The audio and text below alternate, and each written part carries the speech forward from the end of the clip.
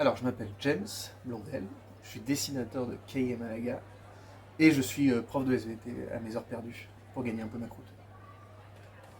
Moi, je suis Marc Eckesol. Je suis auteur incomplet, parce qu'il y a des auteurs complets qui font texte et dessin, et moi je fais que le texte, donc j'ai décidé que je me présentais comme auteur incomplet. Des littérateurs dessinés, comme dit Hugo Pratt. Et je fais que ça.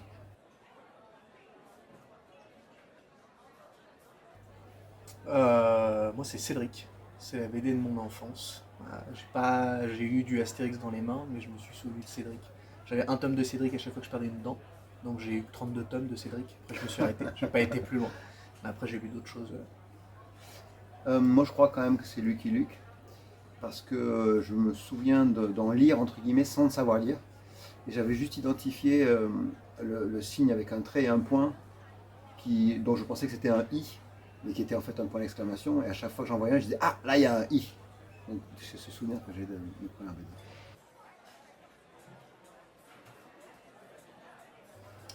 Moi, c'est Peter Pan de Loisel. Loisel, c'est mon dieu, c'est mon héros. C'est celui qui me fascine encore sur ses sorties récentes en tant que scénariste ou dessinateur. Donc, Peter Pan, ça a été une claque. J'ai découvert le bouquin Making of de Peter Pan au CDI. Donc, j'ai eu le bouquin Making of de Peter Pan avant d'avoir lu le tome Peter Pan. Donc, j'ai fantasmé ce livre pendant des mois et des mois. Et c'est un été où j'ai acheté le tome 1 de Peter Pan. Et en fait, j'ai été pas du tout déçu. J'ai même été agréablement surpris par rapport au bouquin que je fantasmais. Et depuis, je m'en suis pas remis de l'oiselle. Moi j'ai lu en boucle Goscinny toute, je crois, de l'âge de 0 à 12-13 ans.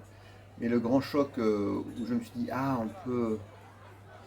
J'avais tellement intégré Goscinny que je ne pensais pas qu'il y avait un créateur derrière au fond. C'est quand j'ai découvert Hugo Pratt et Corto Maltese. Là, tout à coup, des préoccupations différentes, puis ça correspond, moi j'étais ado, donc l'exaltation, les voyages, tout ça. Et ça m'a profondément marqué.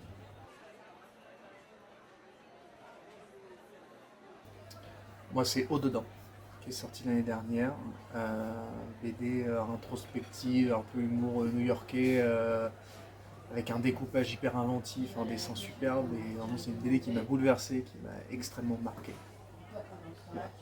Moi, c'est Le poids des héros de David Sala, qui m'a un grand format, une BD qui est peinte, qui m'a vraiment ému.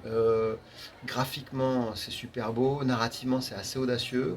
Ça parle d'une période que j'ai un peu connue et c'est impitchable, peu importe d'ailleurs. Mais ce que je peux dire, c'est que c'est une BD qui m'a fait pleurer. Il y a une planche au détour de l'histoire qui m'a tiré des larmes, alors que c'est pas forcément un point important de la BD. Ce sont des adieux de grands-parents et ça m'a saisi. Et j'ai eu la chance de voir les originaux dans une galerie à Paris. Et c'était le deuxième effet qui se coule, parce que je crois que de les voir en vrai, c'était encore plus beau.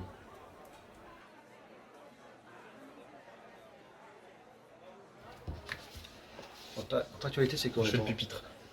on est en dédicace tous les week-ends avec cet ostrogo là, James Blondel, dont c'est la première bande dessinée, jeune dessinateur qui monte. On a fait ce polar ensemble, qui est un polar un peu différent, un polar contemplatif qui prend son temps. Je n'ai pas spécialement envie de pitcher l'histoire, je veux juste dire que pour les fans de BD, on a essayé de faire quelque chose d'un petit peu différent au sens où c'est très silencieux, mais c'est pas parce que c'est silencieux que c'est pas écrit.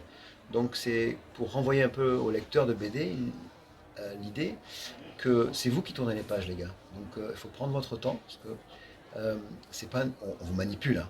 Évidemment qu'on vous manipule. Mais vous êtes aussi les acteurs de la bande dessinée. C'est vous qui remplissez les vides. Et comme c'est une écriture assez allusive, avec évidemment une montée en puissance, hein, c'est un métier.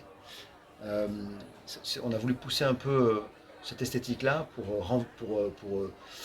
parce qu'on fait confiance à la bande dessinée et on fait confiance à l'intelligence des lecteurs. Faut que je rajoute quelque chose. Cahier Malaga, chez Grand Angle, 16,90.